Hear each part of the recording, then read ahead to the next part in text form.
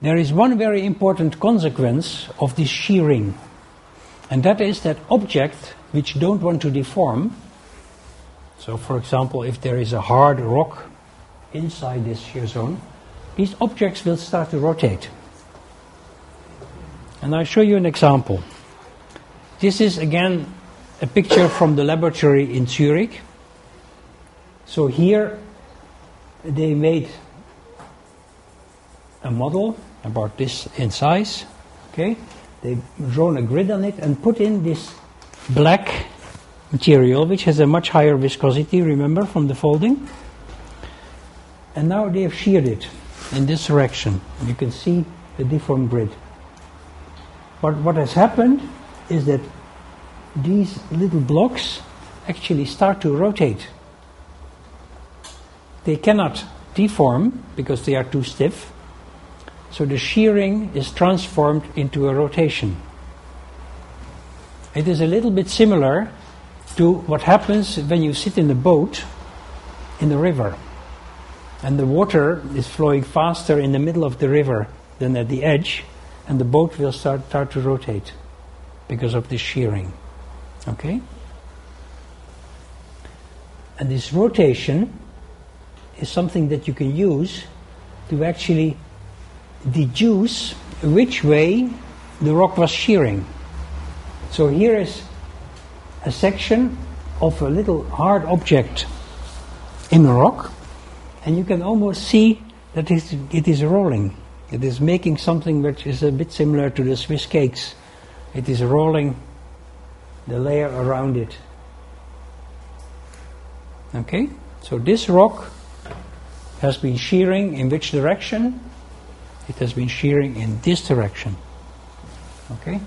And this is called a dextral shearing.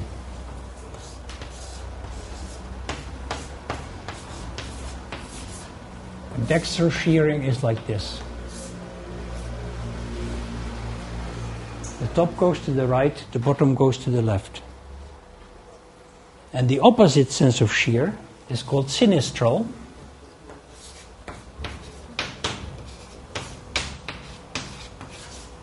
And sinistral goes like that.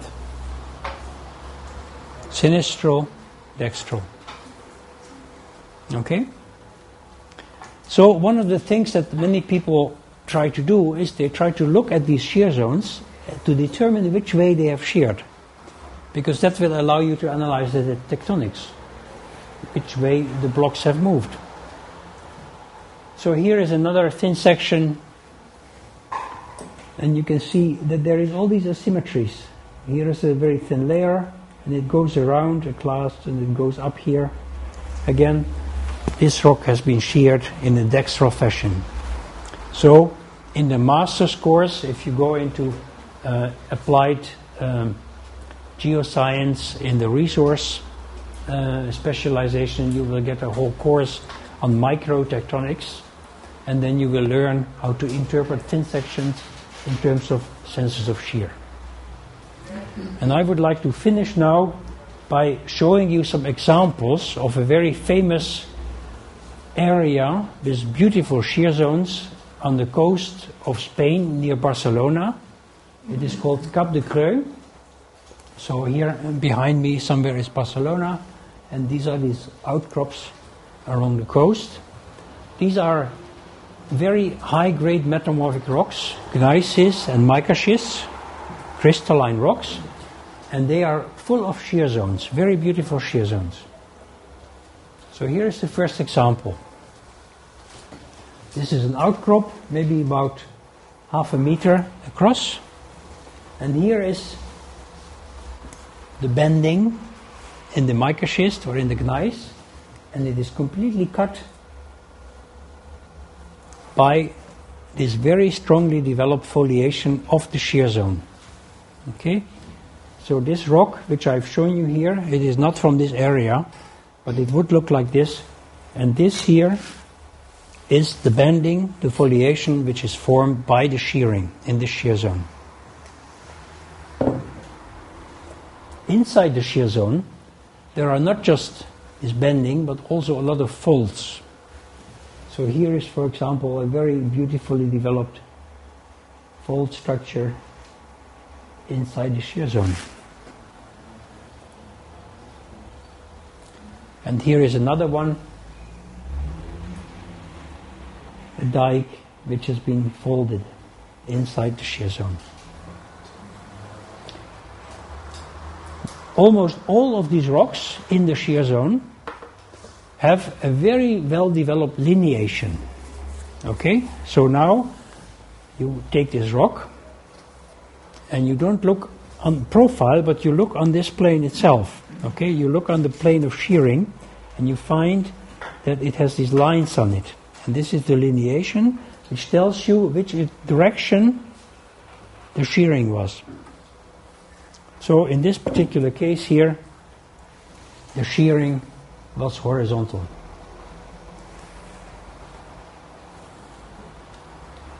Okay, and just to summarize, here is again a map, now with a scale of a few hundred meters. Here is 250 meter scale of this set of shear zones. Everything which is black is a shear zone, and it has all these structures.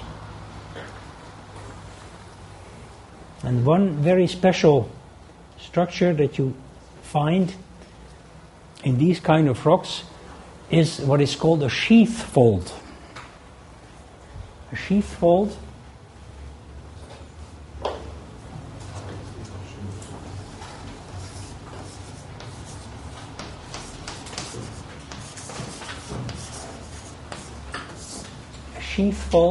in German Scheidenfalte is a fold which looks like a tube with a cap.